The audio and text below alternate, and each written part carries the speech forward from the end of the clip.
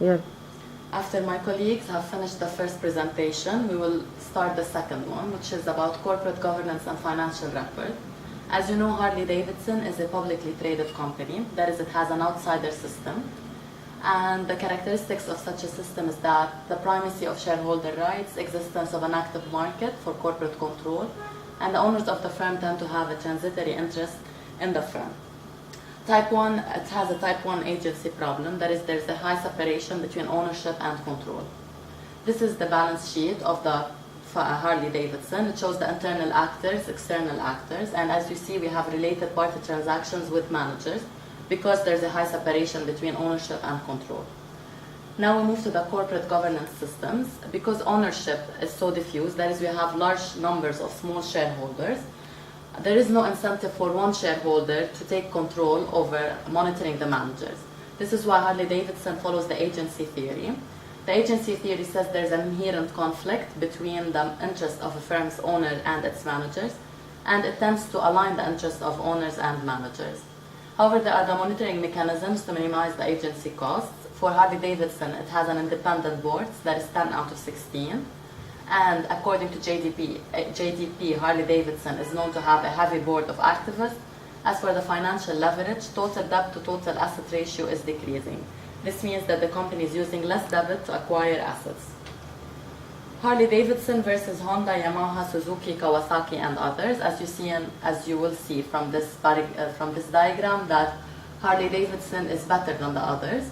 Financial analysis, it shows that in 1996, Harley Davidson has known a dramatic increase in its sales.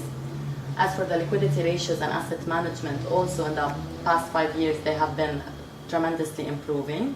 And for the leverage ratio, Harley Davidson has a lower total debit to total assets than Honda and Ducati. Advantage to debit holders. Then we move to related party transactions. What is related party transactions? It's the transactions that Harley Davidson engages with its subsidiaries, parent company, associates, and so on. If there have been any transactions between the related parties, we should disclose the nature of the related party relationship as well as information about the transactions. In Harley Davidson, we do have material related party transaction because the chairman of the company who is also the CEO and director in the board, is also the equity owner in Fred Dealey Amperts, which is the exclusive distributor of the company's motorcycles in Canada. In 2005, 2004, and 2003, the company recorded revenues from Dealey imports of 145.1 million, 137.6, and 135.2. And as we know, when a transaction is above 120,000, it must be approved by nominating and corporate governance committee. So what if it's in millions of dollars?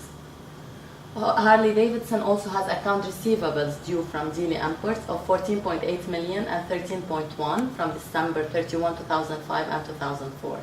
According to Harley Davidson, all such products were provided in the ordinary course of business at prices and on terms and conditions that the company believes are the same as those that would have resulted from arm's length negotiation between unrelated parties.